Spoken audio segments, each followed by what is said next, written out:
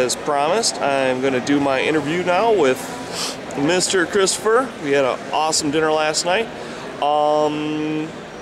For my people, we'll assume that they don't know who you are, and they're silly if they don't already know who you are, but how did you get involved in painting figures? Basically, I got started when I was in high school. I started playing 40K, and it was 2nd edition back then, and so got into playing the game, and really enjoyed painting the figures.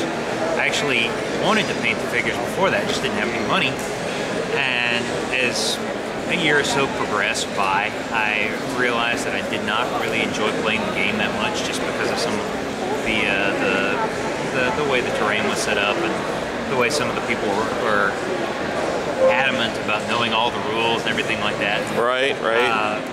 So I just sort of dropped out slowly out of playing the game and just concentrated on painting the figures, and that's basically how I got started. And I just really enjoyed it. It's a nice therapeutic hobby. Now, since then, you've generated, you've moved on from Warhammer to a much wider array. What are all the different companies of figures that you enjoy painting at this point? Anything that produces a cool miniature. I got actually introduced to Reaper Miniatures. That was the first company outside of GW that I got into, and that I got introduced to by a video set called Painting Wizards Workshop. And the guy in there was demonstrating all kinds of cool techniques just on Reaper figures, and I had never seen any. So I picked a few up, and they were really well sculpted, far more so than the GW models. Yeah, they are crazy beautiful. So I started working with Reaper, and then I sort of branched out from there and went on to a defunct British company called Icor. Oh, I'm not familiar with them. All right. They were, I guess I should say, a really, really beautiful company.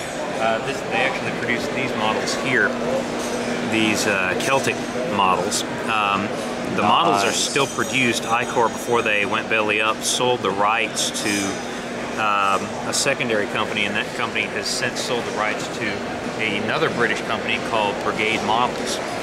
And so that's a great company as well. Gotten into painting Rackham, the old Rackham anyway.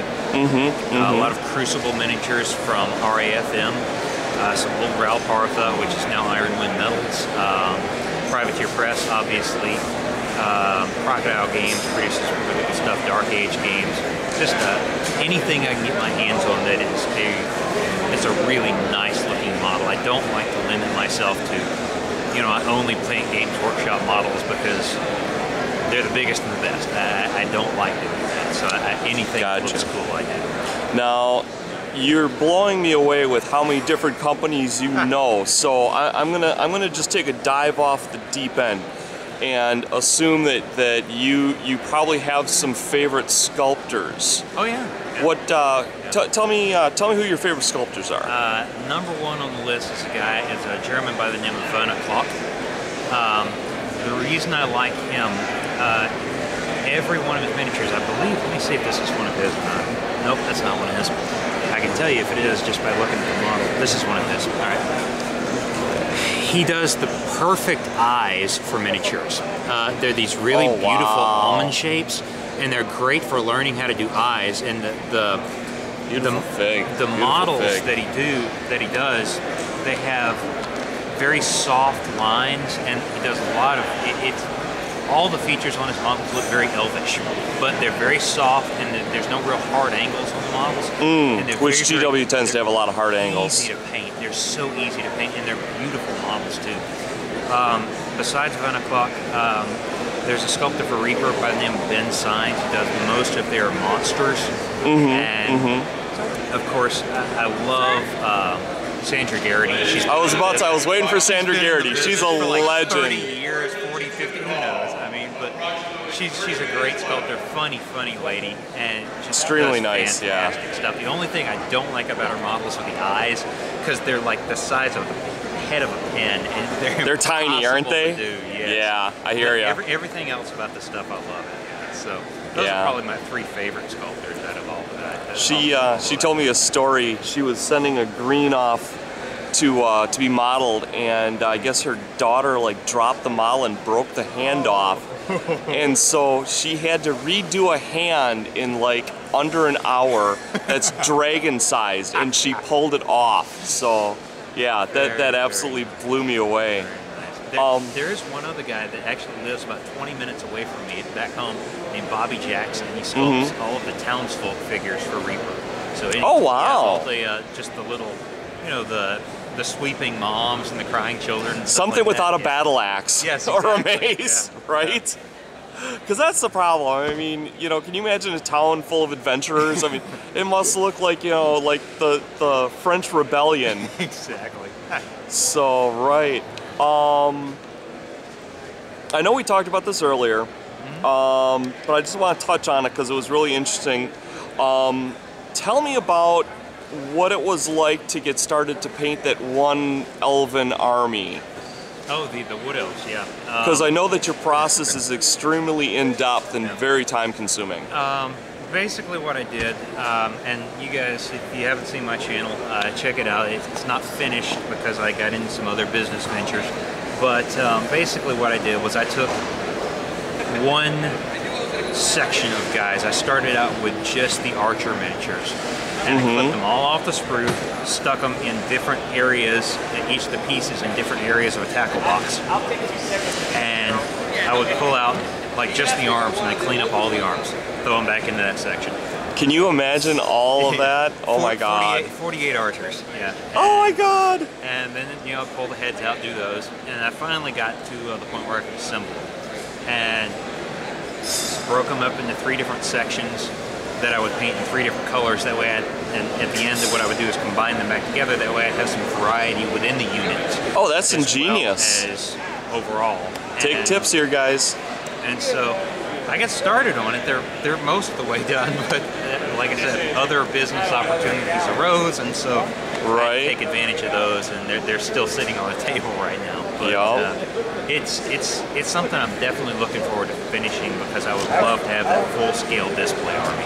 Yeah, I hear you. I hear you. And painted to this level, oh my god. So where do you see your company heading in the future, and what kind of goals do you have in mind for it? What I've got going on right now is we're working on a generic how to paint video. This is our top secret project that I've been talking about for probably a year and a half now. Cutting edge, guys. Yes. You got to hear first. I have we've been filming for basically since last June. Holy cow! Yeah, we've got 3 DVDs that are completely finished. Wow! It's going to end up being a 12 DVD set, about 30 hours worth of footage, and it's going to be literally everything I know about how to paint miniatures. Oh my god! The most complex miniature painting set ever to hit the market. That's insane. And it's going to be really in-depth and really, really fun. I'm looking forward to getting that out. Plus, we're trying to do now a Let's Paint every single month. I'm going to be working with, hopefully, if I can get it in the works, I'm talking with Ronnie over at Mantic Games and seeing if I can do something with him, because one of our upcoming Let's Paints is Let's Paint Skeletons. And I'm going to see if he would like to include a few in some, maybe their battle packs that they sell. And so, if you're a Mantic Games fan, you might get a free Let's Paint, depending on whether or not they want to work with me.